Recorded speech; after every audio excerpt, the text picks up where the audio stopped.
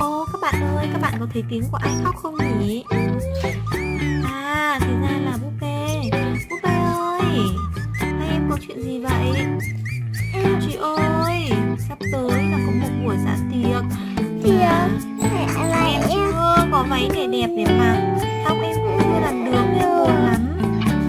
Vậy hả? Các em đừng buồn nhá, để chị chuẩn bị váy đẹp cho các em nào. Các bạn ơi, hãy cùng chị chuẩn bị váy đẹp cho em búp bê nào. Các bạn ơi, muốn lắp được một chiếc váy búp bê thì chúng ta sử dụng tờ giấy vuông. Tôi tờ giấy vuông này.